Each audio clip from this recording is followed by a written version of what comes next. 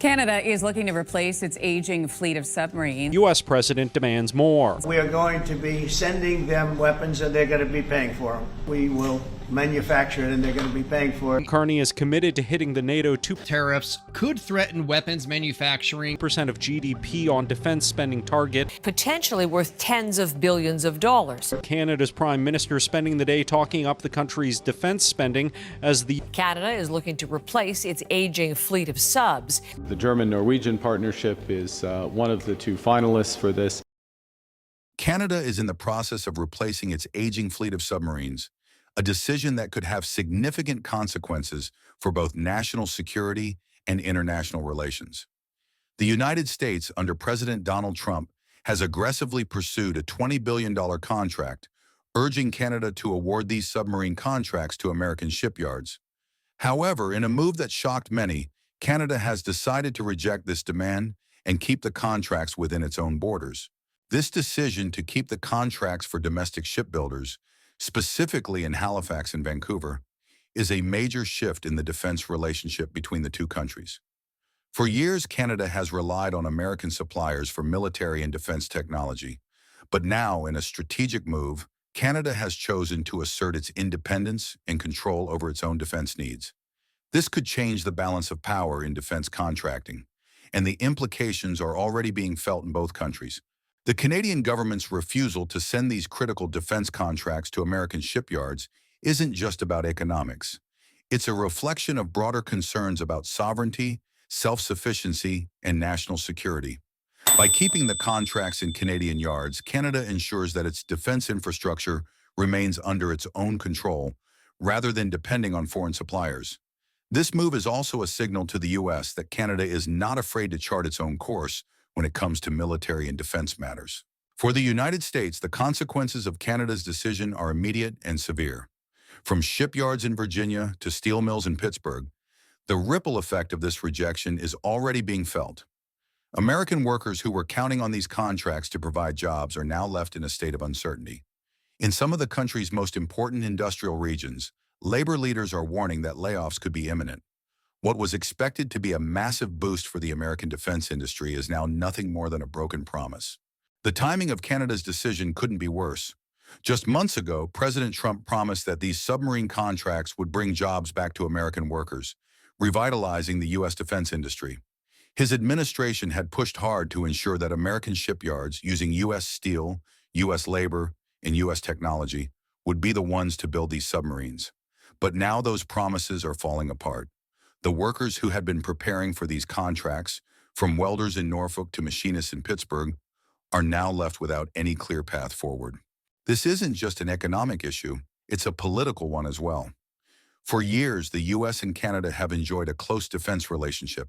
The U.S. has long been a key supplier of military technology to Canada, and both nations have worked together to maintain stability in North America.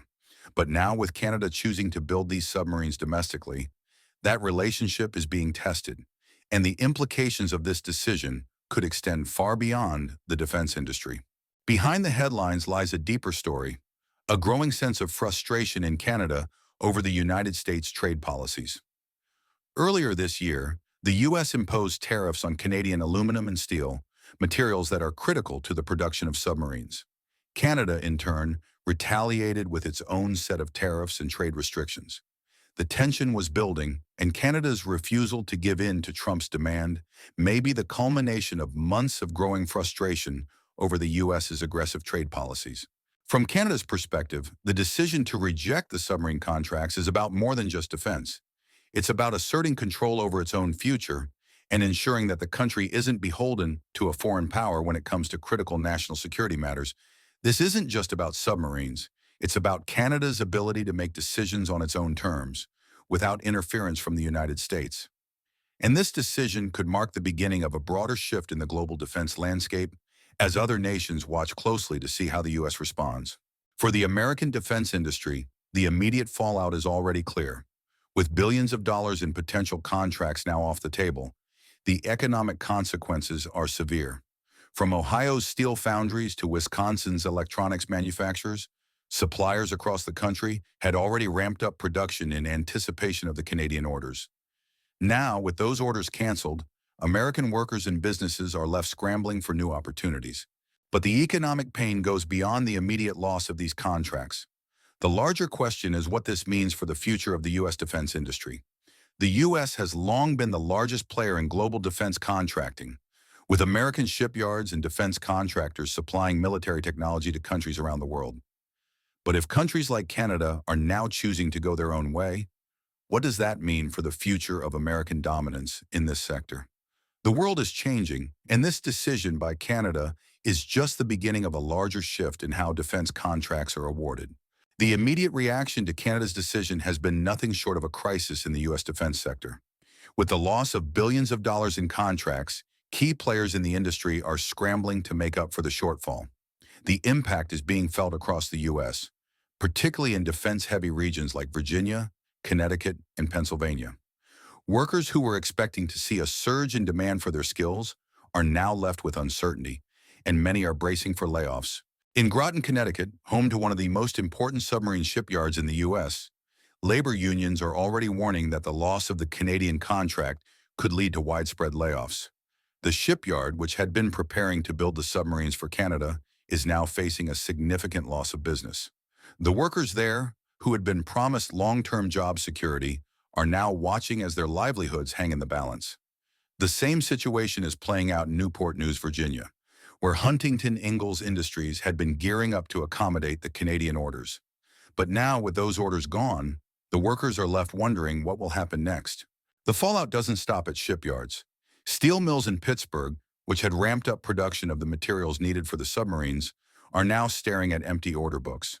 These mills had been preparing for years to supply the raw materials for the Canadian submarine project, only to see those orders evaporate overnight. In Ohio, manufacturers of sonar and communication systems for the submarines are facing similar challenges, with purchase orders being frozen and production lines coming to a halt. It's not just the workers who are feeling the pain. Entire communities are being affected.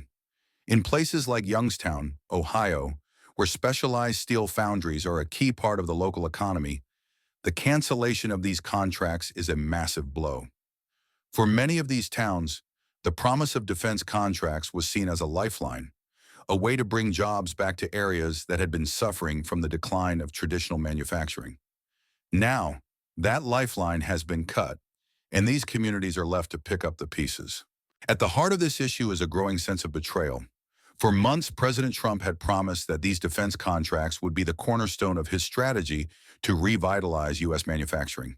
He had vowed to bring jobs back to America, particularly in industries like defense that had been hurt by outsourcing and foreign competition. Trump repeatedly stated that these contracts would not only strengthen national security, but also provide long-term job security for American workers. But now, with Canada pulling the plug on the deal, those promises are being called into question.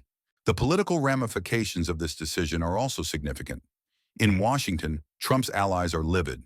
They accuse Canada of undermining American workers and national security. Some even suggest that Canada is putting its own interests ahead of the long-standing defense relationship between the two countries. There are growing calls for retaliation, with some pushing for new tariffs on Canadian goods or restrictions on defense cooperation between the two nations. The rhetoric is heated, and it's clear that this issue is far from being resolved. However, the situation is not as simple as it might first appear. While Trump and his supporters have been quick to blame Canada for the loss of these contracts, there's a deeper story at play.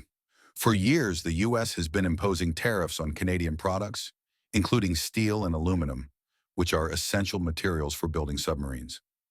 Canada's decision to reject the U.S. contract may be, in part, a response to those tariffs, as well as a broader strategy to protect its own defense industry. It's also worth noting that Canada's decision is part of a larger trend. In recent years, there's been a growing push in many countries to reduce reliance on foreign defense suppliers and to build up their own military-industrial bases. Canada's move to keep these contracts domestic is in line with this broader shift, as more countries seek to become self-sufficient when it comes to national security and defense production. For Canada, this decision is about more than just economics. It's about asserting control over its own future and ensuring that the country is not dependent on a foreign power for critical national security needs. By keeping these contracts within its own borders, Canada is signaling that it is ready to take more responsibility for its defense and military capabilities. This move also highlights the growing divergence in how the U.S. and Canada approach issues of national security and defense cooperation. For the U.S., however, this decision represents a serious blow to its position as the dominant player in the global defense market. The U.S. has long enjoyed a privileged position, with many countries relying on American suppliers for defense technology and military equipment. But Canada's decision shows that the U.S. is no longer the only option for countries seeking to build or modernize their defense infrastructure. If other countries follow Canada's lead and choose to go with domestic suppliers instead of U.S. companies, it could spell the end of America's dominance in the global defense industry. In the short term, the loss of these contracts is a major setback for the U.S. defense industry, but in the long run, it could have far-reaching consequences.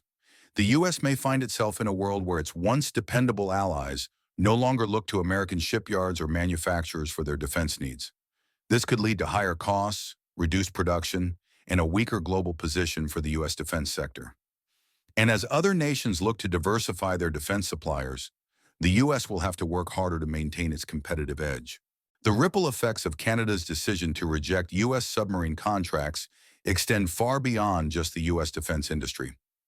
This move signals a shift in global defense dynamics, one that could redefine how countries approach military procurement in the future.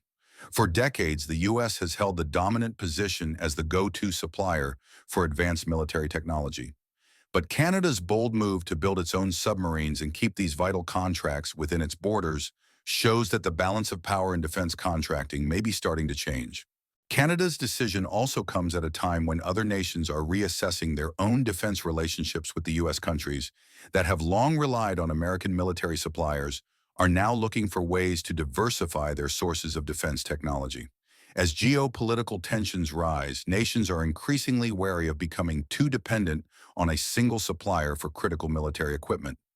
Canada, by choosing to invest in its own defense infrastructure, is positioning itself as a potential alternative to U.S. suppliers for other countries seeking greater self-sufficiency in their military capabilities.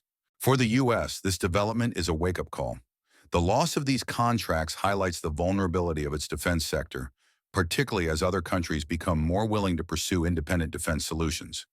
The U.S. has long had an advantage in global defense markets due to its scale, technology, and production capacity.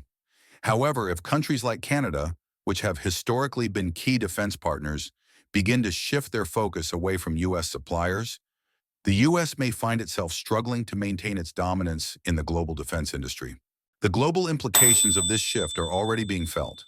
As countries look to develop their own domestic defense industries, the competition for defense contracts will intensify. Nations that once relied on American military technology may increasingly turn to domestic suppliers or other nations that offer alternative solutions. This trend could lead to fragmented defense markets, with each country seeking to protect its own interests rather than cooperating under the umbrella of large defense alliances like NATO. Canada's decision to build its own submarines and pursue domestic defense production also has the potential to alter the power dynamics within NATO. The U.S. has historically shouldered the majority of the defense burden within the alliance, with many NATO countries relying on U.S. suppliers for military equipment and technology. However, as more nations like Canada take steps to reduce their reliance on the U.S., the very foundation of NATO's defense cooperation could be called into question. If key allies begin to assert more independence in their defense procurement, it could weaken the cohesion of the alliance and shift the balance of power within it. This shift is not limited to NATO members. Countries in Asia and the Middle East, who have traditionally turned to the U.S. for defense technology, may also begin to explore alternative options. With China and Russia ramping up their own defense production capabilities, the U.S. may face increasing competition in global defense markets, not just from traditional allies, but also from rising powers seeking to challenge American dominance. At the same time, the growing trend of self-sufficiency in defense production could have serious consequences for the U.S. military's ability to maintain its technological edge. The U.S. military has long relied on the strength of its defense industrial base to stay ahead of potential adversaries. If other nations are able to develop their own advanced military technologies, the U.S. could find itself facing more formidable competition in future conflicts. While Canada's decision to reject U.S. contracts is a setback for the American defense industry, it also offers an opportunity for the U.S. to reevaluate its position in the global defense market. Rather than focusing on maintaining its dominant position, the U.S. may need to embrace a more collaborative approach to defense procurement, working with allies to build more integrated defense systems that benefit all parties. This could involve greater technology sharing and joint ventures that allow for the development of new capabilities, while still maintaining the strength of the U.S. military. However, this shift in strategy will require significant changes in how the U.S. approaches defense policy. The Trump administration's America First policies, which have focused on bringing defense contracts and manufacturing back to the U.S., may need to be rethought in light of these changing global dynamics. Instead of focusing solely on protecting U.S. suppliers, the U.S. may need to shift its focus to strengthening its relationships with allies and finding ways to ensure that defense technology remains accessible to all nations within the alliance. In the meantime, Canada's decision has set a precedent that other nations are likely to follow. As countries increasingly look to control their own defense industries, the U.S. may find itself in a world where it no longer holds a dominant position in defense contracting. This could lead to a more fragmented, competitive global defense market, where nations are less reliant on the U.S. and more focused on developing their own capabilities. For Canada, this move represents a significant step toward greater independence in defense matters. By investing in its own defense industry, Canada is signaling to the world that it is ready to take on a greater role in global security. This could lead to increased partnerships with other countries that are also seeking to reduce their dependence on the U.S. for military technology. While Canada's decision to keep these contracts at home may seem like a loss for the U.S., it could ultimately serve as a catalyst for change in the global defense industry. The U.S. will need to adapt to this new reality, finding ways to remain competitive in an increasingly multipolar defense market. If the U.S. fails to adapt, it risks losing its position as the world's leading defense supplier, while other nations like Canada may emerge as more powerful players on the global stage. As the consequences of Canada's decision continue to unfold, the U.S. is facing some tough questions about its future in the global defense market. The loss of this $20 billion contract is a setback, but it's also a sign of the shifting global landscape. The U.S. can no longer assume that its allies will automatically rely on American defense contractors for their military needs. Countries like Canada, which have historically been loyal partners in defense, are now making independent decisions that could change the nature of global defense cooperation. For the U.S., this is a moment of reckoning. The country's defense industry has long been a pillar of its economic and military power. But as Canada and other nations look to build their own defense industries and reduce their dependence on foreign suppliers, the U.S. could find itself facing more competition in its own backyard. This could have serious implications for national security as well as for the economy. If U.S. defense contractors lose market share to domestic producers in allied countries, it could undermine the scale and efficiency of the American defense sector. The implications of this shift are not limited to defense contractors alone. The U.S. military, which has long relied on the strength of its defense industry to maintain technological superiority, could also feel the effects. If other nations begin to build their own advanced military technologies, the U.S. could find itself in a position where it no longer has the technological edge it once enjoyed. This could reduce the country's ability to project power and maintain its strategic advantage in global conflicts. At the same time, the U.S. must consider the broader geopolitical implications of this shift. As Canada and other countries take steps towards self-sufficiency in defense, the dynamics of international alliances are changing. The U.S. has historically used its defense contracts as a tool of influence, providing military technology to its allies in exchange for support on the global stage. But as more nations look to diversify their sources of defense technology, this tool of influence may lose its power. This shift could also affect the U.S.'s standing within NATO. For decades, the U.S. has shouldered the majority of the defense burden within the alliance, with many NATO countries relying on American suppliers for military equipment and technology. But if countries like Canada begin to move away from American suppliers, it could weaken the cohesion of the alliance and shift the balance of power within NATO. The U.S. could find itself in a situation where its allies are more focused on their own defense needs than on maintaining the U.S.-led order within the alliance. For Canada, the decision to keep these contracts within its own borders is a significant step toward greater independence in defense matters. Canada is sending a clear message to the world. It is ready to take on a larger role in global security and is not afraid to make decisions that prioritize its own national interests. This could open the door for Canada to form new partnerships with other nations, particularly those in Europe and Asia, who may also be seeking to reduce their dependence on the U.S. for defense technology. This shift in defense procurement could also have broader economic implications for both the U.S. and Canada. The U.S. has long relied on defense spending to support high-paying manufacturing jobs, but with the loss of these contracts, those jobs could be at risk. Meanwhile, Canada's decision to invest in its own defense industry could create new job opportunities and help stimulate economic growth in regions that have traditionally been less dependent on defense spending. In the coming months, the U.S. will likely face growing pressure to find new ways to maintain its position in the global defense market. One option could be to ramp up domestic defense spending, with the government increasing funding for U.S. shipyards and contractors in an effort to offset the lost Canadian contracts. But this strategy would come at a significant cost, particularly in a time of rising national debt and budget deficits. Another option could be to seek new defense contracts from countries in Asia, the Middle East, or Latin America.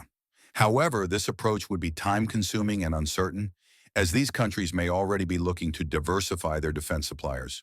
Ultimately, the U.S. will need to re-examine its defense policies and its relationships with key allies. The world is changing, and the old ways of doing business in the defense industry may no longer be viable. If the U.S. is to maintain its leadership role in global security, it will need to adapt to a more competitive and multipolar defense market. This could involve more collaboration with allies, greater sharing of defense technology, and a shift away from a reliance on unilateral control over global defense supply chains. The consequences of Canada's decision are clear, and the U.S. now finds itself at a crossroads. The loss of these submarine contracts is a wake-up call, but it's also an opportunity for the U.S. to rethink its defense strategy and its place in a rapidly changing world. As Canada and other nations move toward greater self-sufficiency, the U.S. must find new ways to remain competitive in the global defense market. The future of the U.S. defense industry and its role in global security depends on how the country responds to this challenge.